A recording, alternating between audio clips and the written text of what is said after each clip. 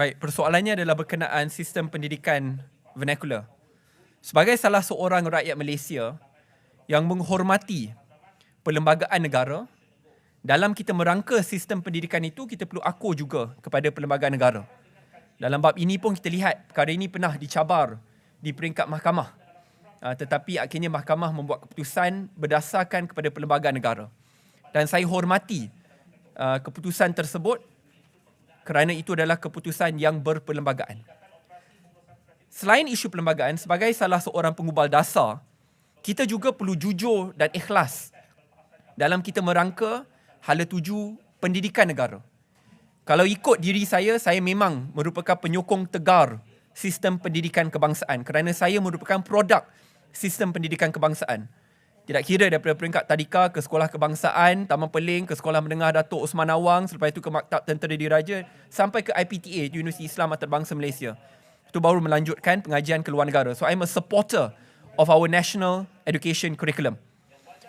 Dalam sistem tersebut, cadangan saya jalan terbaik adalah untuk kita mengukuhkan sistem pendidikan kebangsaan dengan dalam kita memahami mengapa ada ibu bapa, termasuk ibu bapa berbangsa Melayu Islam, yang menghantar anak mereka ke sekolah vernacular dan juga ke sekolah antarabangsa dan swasta. Kita tak boleh cepat menyalahkan sistem alternatif tanpa kita sedar apa masalah sistem yang tersedia. Apabila kita jumpa dengan ibu bapa yang menghantar anak mereka ke sekolah antarabangsa, swasta ataupun sekolah vernacular, mereka kongsikan keresahan berkenaan isu infrastruktur, peruntukannya tidak mencukupi jika nak dibandingkan dengan sekolah-sekolah aliran lain. Mereka kongsikan juga berkenaan soal penguasaan, bukan setakat 1 ke 2 bahasa, tetapi mereka nak pastikan anak mereka menguasai 3 ke 4 bahasa. Yang saya pernah cadangkan perlu dibawa ke sekolah kebangsaan kita. Di negara lain, banyak negara maju pun, dulu dia hanya nak bilingual, sekarang dia nak trilingual. So ada banyak perkara boleh kita lakukan untuk perkasakan sistem sekolah kebangsaan, supaya kita tidak perlu memaksa ibu bapa untuk menghantar ke sekolah kebangsaan, tetapi mereka nak, kerana itu adalah pilihan yang terbaik. Cuma saya nak lontarkan lagi satu pandangan, dan saya harap pandangan ini diterima. Kita selalu bandingkan sekolah kebangsaan dengan sekolah vernacular. Sekolah kebangsaan, sekolah vernacular. Persoalan saya kepada mereka yang hanya dia tahu nak bandingkan dengan sekolah vernacular je, saya berharap mereka ni bukan hipokrit. Mengapa? Cuma saya harap rakan-rakan media boleh buat kajian lah. Tengok para-para menteri kita, mantan-mantan menteri, tengok juga anak mereka dan cucu mereka, lihat juga ahli-ahli parlimen yang kaya raya ini, lihat mana mereka hantar anak-anak mereka. Mana mereka hantar anak-anak mereka. Kebanyakan, hantar anak-anak mereka ni bukan soal sekolah kebangsaan, sekolah vernacular. Hantar ke sekolah swasta, sekolah antarabangsa. Di mana nak hantar satu anak, bulanan kadang-kadang mencecah RM5,000. 2 kali ganda gaji purata rakyat Malaysia. Hantar seorang saja anak.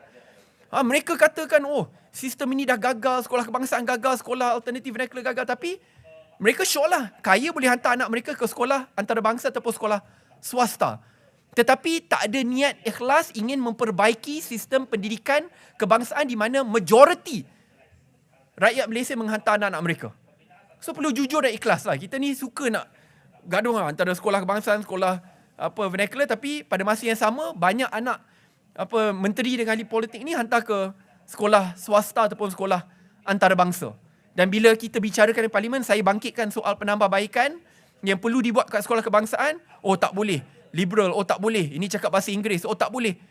Amboi je kata semua benda tu, tapi anak-anak mereka cuba tengok sekolah antarabangsa, sekolah swasta guna kurikulum apa. So tepuk dada, tanya selera. Dalam bab ini, saya nak pakai topi pengubah dasar. This is serious reforms yang perlu kita lakukan sebelum terlambat. Lihat saja angka-angka yang dikongsikan. Di mana keluarga Melayu kita sendiri. Dulu orang kata ini hanya di kalangan orang Cina ini. Tidak. Di kalangan keluarga Melayu berpendapatan sederhana, middle class, golongan pertengahan yang kini sanggup membelanjakan 25% daripada gaji bulanan mereka untuk menghantar anak-anak mereka ke sekolah swasta dan sekolah antarabangsa. Tanya mengapa mereka sanggup membelanjakan jumlah yang tinggi untuk menghantar anak mereka ke sekolah swasta dan antarabangsa. Kalau kita hanya nak tutup sekolah tanpa kita memikirkan jalan jangka masa panjang untuk memperkukuhkan sekolah kebangsaan berdasarkan pilihan ibu bapa, itu patut dijadikan keutamaan kita.